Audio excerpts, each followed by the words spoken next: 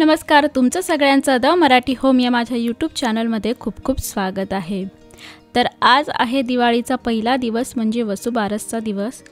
वसुबारस म्हणजे ज्यामध्ये वसु म्हणजे धन आणि त्यासाठी असलेली बारस म्हणजे द्वादशी, ज्या दिवशी आपण गाई आणि वासरांची पूजा करत असतो। त्यामुळे मग आज मी सकाळी लवकर उठले आणि सगळं आवरून झाल्यानंतर सगळ्यात पहिले देवाची पूजा करून घेतली। कारण की आम्ही दुसऱ्या दिवशी म्हणजे धनतेरसच्या दिवशी जाणार आहोत आमच्या गावी।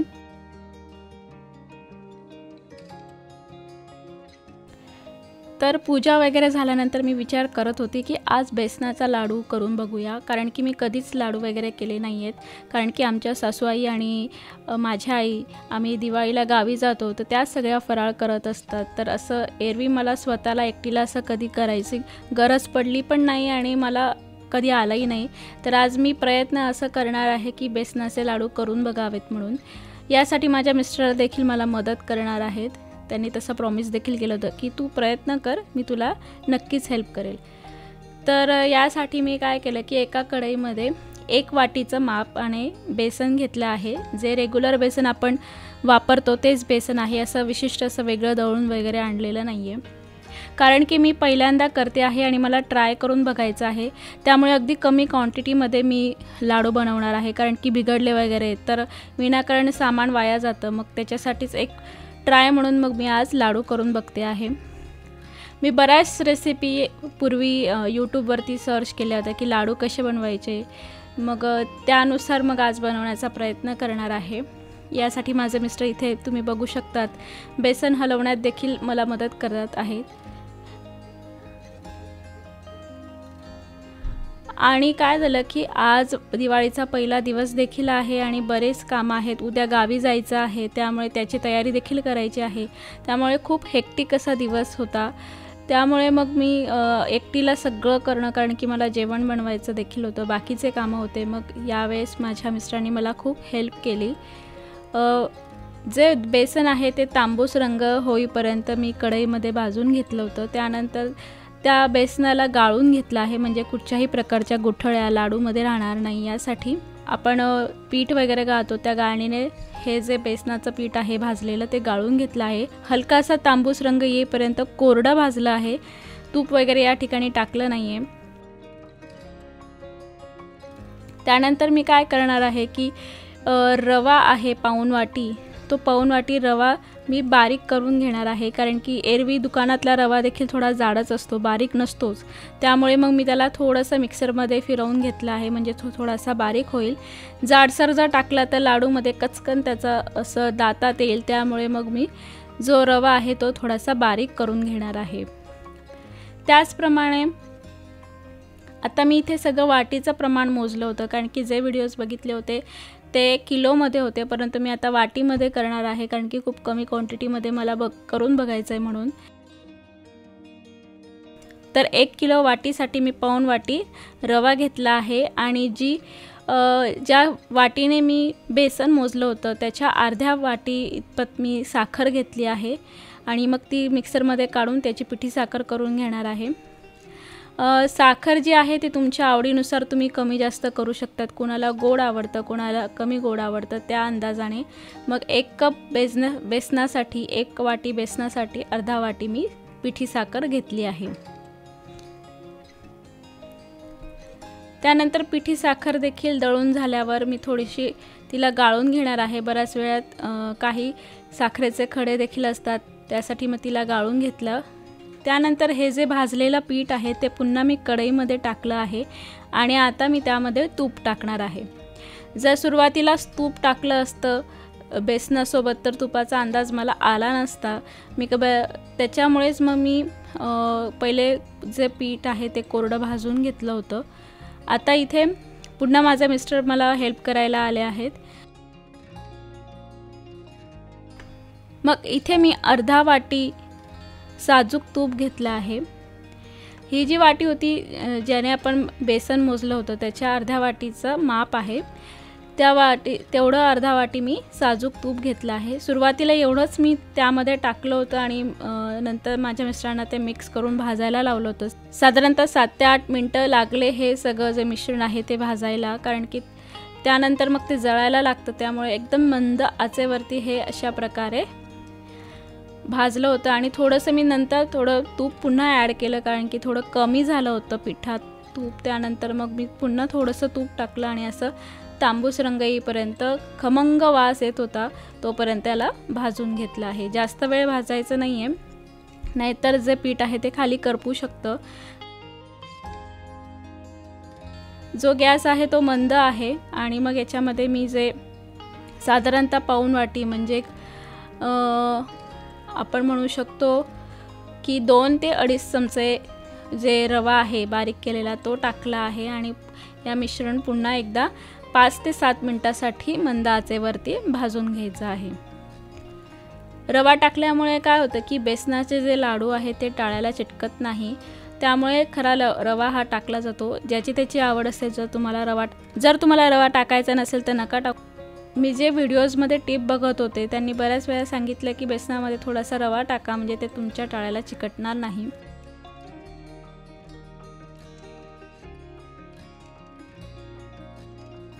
त्यानंतर हे हलकंसं ब्राऊन रंगाचं झालं आहे. जास्त काळपट करायचं नाही, नाहीतर बेसन हे करपतं. त्यानंतर परातीत थोडंसं थंड करायला याला मोकळं करून घेतलं आहे. नंतर याचं जे टेम्परेचर आहे ते मी जास्त गरम पण ठेवलं नाही आणि जास्त थंड पण नाही आहे. जास्त थंड झालं तर पिठी साखर यामध्ये लवकर मिक्स होणार नाही, आणि जास्त गरम असताना जर पिठी साखर यात मिक्स केली तर पिठी साखरेचं पाणी होतं. त्यामुळे अगदी आपल्याला हाताला जसं नॉर्मल गरमसर टेम्परेचर लागतं तेवढं ठेवलं आहे. मग त्याच्यामध्ये वेलचीची पावडर आणि पिठी साखर टाकून घेतली आहे. हाताने थोडं मिक्स केल्यानंतर वाटीचा तळाने याला अशा प्रकारे मिक्स करून घेते आहे, म्हणजे जेणेकरून सगळं जे मिश्रण आहे ते एकजीव होतं वाटीने असं फिरवल्यानंतर. त्यानंतर मग मी याचे लाडू वळून घेणार आहेत. लाडवांचा आकार देखील तुम्हाला कमी जास्त छोटा मोठा कसा करायचा त्या आपल्या वैयक्तिक अवलंबून असतं. मी या आकाराचे लाडू बनवला आहे. सुरुवातीला हे जे लाडू आहेत थोडे बसके होतात, म्हणजे गोल होत नाही, कारण की तूप असतं आणि जसं तूप थिजत जातं तसतसं लाडू हा गोल आकाराचा होत जातो. त्यामुळे मग अशा प्रकारची चकाकी लाडूला आली आहे. आणि इथे माझा जो प्रयत्न होता हा सफल झाला आहे. याची टेस्ट देखील छान झाली होती आणि लाडूचे जे टेक्स्चर होतं ते अगदी सुंदर आलं होतं, चकाकत होते लाडू. अशा प्रकारचे चकाकले म्हणजे समजायचं की आपले बेसनाचे लाडू हे व्यवस्थित झाले आहे. तर हा जो माझा पहिला प्रयत्न होता बेसनाचा लाडू बनवण्याचा घरी, अगदी सक्सेसफुल झाला आहे. आणि 1 वाटीच्या जो माझा अंदाज होता बेसनाचा त्याच्यामध्ये साधारणतः 8 ते 9 लाडू झाले आहेत, मध्यम आकाराचे. जास्त मोठे लाडू देखील नाही आहेत आणि छोटे देखील लाडू नाही आहेत. त्यानंतर मग मी याला एका ट्रेवरती काढून घेतले आहेत आणि स्टूलवरती ठेवून घेतले आहेत. नंतर थोड्या वेळाने थंड झालं की मी त्यांना डब्यात भरून घेणार आहे.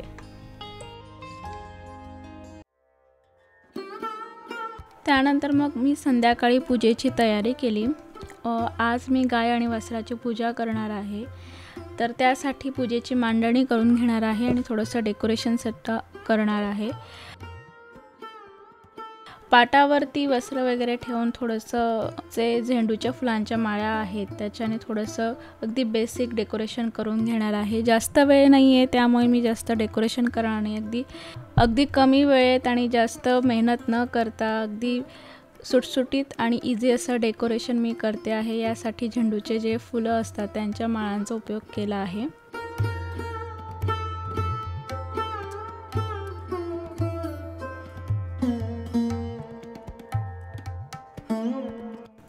आणि मग अशा प्रकारे जी बेसिक तयारी आहे पूजेच्या मांडणीची ती सगळी मी करून घेतली होती.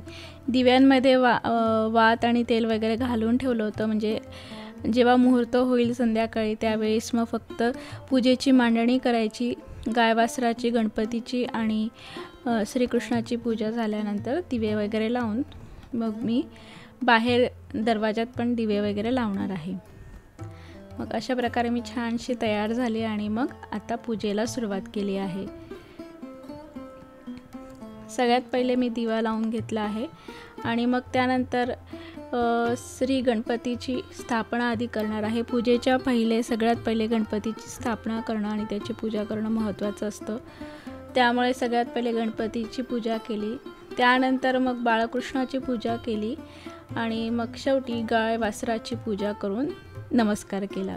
आणि आज मी खिरीचा नैवेद्य दाखवणार आहे। प्रत्येक जिल्ह्यामध्ये वेगवेगळ्या पद्धती असतात, त्यानुसार मग दिवाळीच्या प्रत्येक दिवसाची पूजा केली जाते। आमच्याकडे गाय वासरू जे असतात तेथे जाऊन मग त्याची पूजा केली जाते, परंतु मुंबईत हे शक्य नाही आहे, त्यामुळे मग मी मूर्ती वगैरे ठेवली गाय वासरांची आणि मग त्याची पूजा करून घेतली आहे।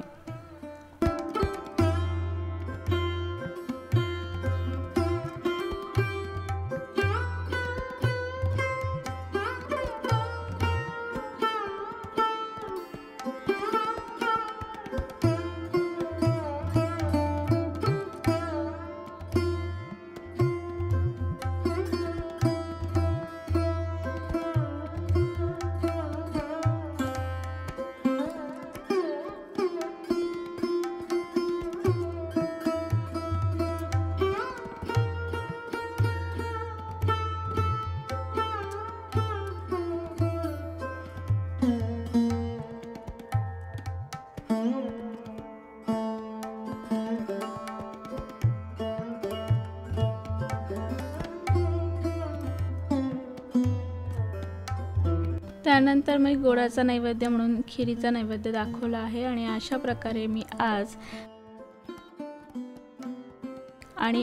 प्रकारे मी आज वसुबारसच्या दिवशी गाय वासरांची पूजा अगदी साध्या पद्धतीने केली। यात काही चूक झाली असेल तर माफी असावी, कारण की मी पहिल्यांदाच अशी पूजा केली आहे आणि अगदी सिंपल असं डेकोरेशन केलं होतं, परंतु अगदी छानपैकी दिसत होतं। दिवे वगैरे लागल्यानंतर घरात एक प्रसन्नता आपल्याला वाटतच असते। तर आज जेव्हा तुम्ही हा व्हिडिओ बघणार तेव्हा दिवाळीचं संपत आलेली असेल। तर अशा प्रकारे माझा दिवाळीचा जो पहिला दिवस होता वसुबारसचा, तो अशा प्रकारे मी घालवला।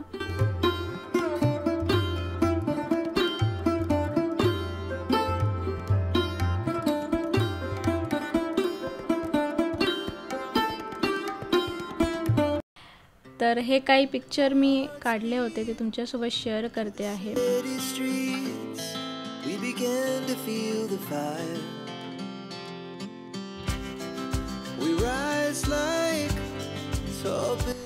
तर मैत्रिणींनो, आजचा जो व्हिडिओ होता तो तुम्हाला आवडला असेल तर त्याला लाईक करा, खाली कमेंट करायला विसरू नका, तसेच चॅनलला देखील सबस्क्राईब करा। पुन्हा भेटूया एका नवीन व्हिडिओसोबत, तोपर्यंत धन्यवाद।